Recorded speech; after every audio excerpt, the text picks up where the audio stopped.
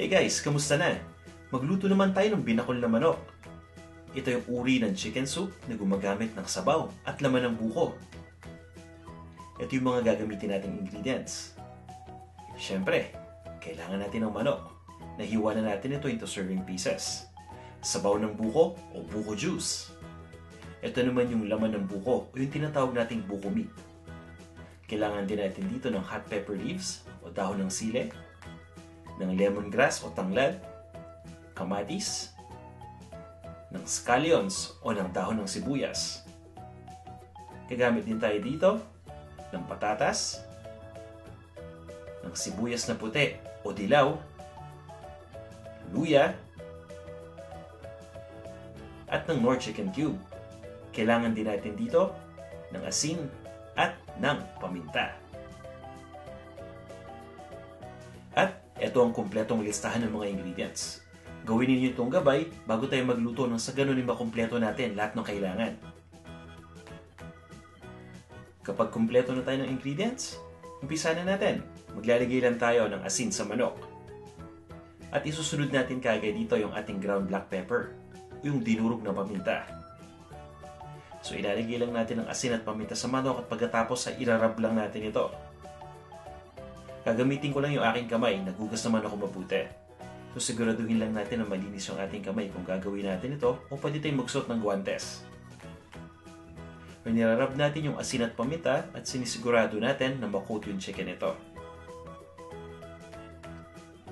Once na matapos na tayo sa pagrarab, papabayaan lang natin itong mag-rest ng ilang minuto.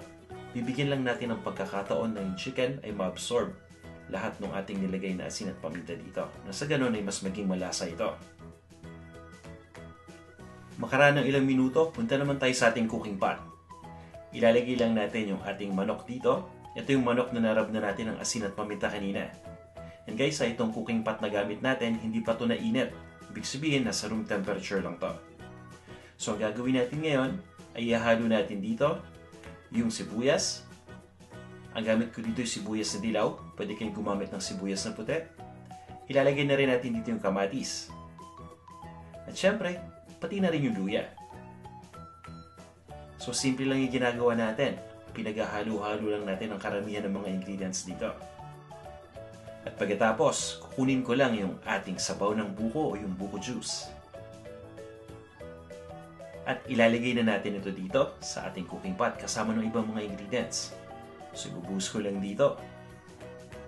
Sa puntong ito pa lang natin ito turn on yung heat ng stove.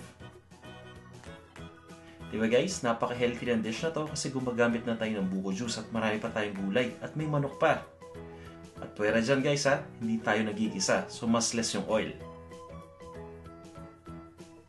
Makaraan ng ilang minuto, mapapansin niyo unti-unti nang umiinit yung liquid dito sa ating cooking pot. Haluin lang natin ito. Siguraduhin lang natin na mix natin lahat ng mga ingredients at pagkatapos, ilalagay na natin dito yung dahon ng tanglad. So ito na yung ating dahon ng tanglad. At guys ha, lilinawin ko lang, dahon ng tanglad ito ha, hindi ito palaspas. Binuhol ko lang to para sigurado tayo na madali nating mailagay dito sa ating lutuan. Kasi isipin nyo, no, kung mahaba yung dahon ng tanglad, nahihirapan tayong ilagay dito. Kailangan pa natin tupiin. At least guys, pag binuhol natin, tama-tama lang yung laki nito. Takpan muna natin itong cooking pot. At isiset ko lang yung init o yung heat sa low o yung pinakamababang init. Alright? Pagkatapos, papabayaan lang natin kumulo ito hanggang sa tuluyan na lumambot yung chicken. Pagkatapos, ilagay na natin yung ibang mga ingredients pa. Alright guys, pagkatapos ng ilang minuto, kamustahin na natin yung ating niluluto. Siyempre, hindi sasagot yan. Ako, pag sumagot yan, matakot na kayo. Pero guys, seryoso ha. Sa puntong ito, yung manok, napakalambot na.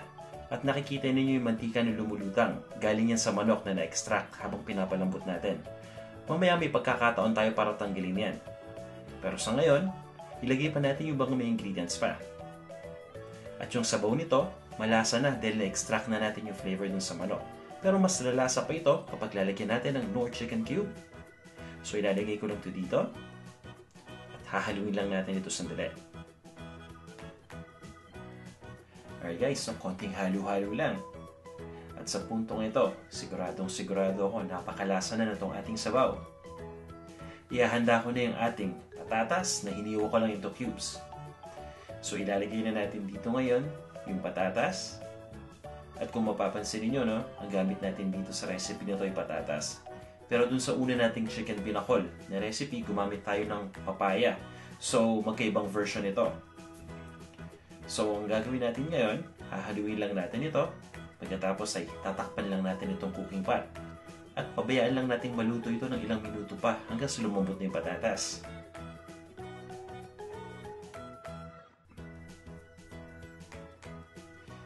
Alright guys, no, ngayon malambot na yung patatas. Malapit na maluto ito. Ilalagay na lang natin yung mga natirang ingredients pa. Meron pa tayong 3 ingredients na kailangang ilagay.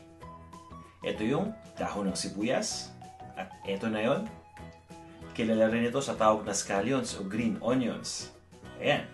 So ilalagay lang natin dito at isasabay na natin yung ating dahon ng sili o yung hot pepper leaves. Ito ng aking fresh frozen na hot pepper leaves. Ayan na.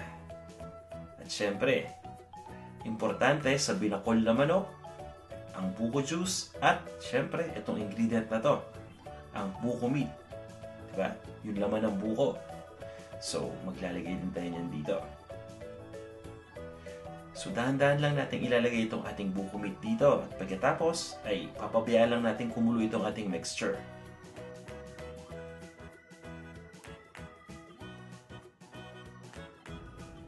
Once na kumulo na yung mixture, lulutuin lang natin ito sandali. At pagkatapos ay lilipat na natin ito sa isang serving bowl.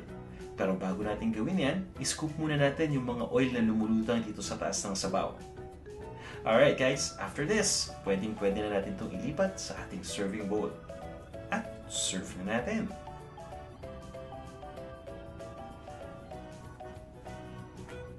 Ito na ang mainit na sabaw at ready na itong ating serving bowl. Unti-unti natin ilalagay dito yung ating binakol na manok. Diba? Yan, napakainit pa. Yan, dahan-dahan lang, konting pag-iingat lang. Diba guys, nakakaganang tingnan. Tamang-tama to sa malamig na panahon.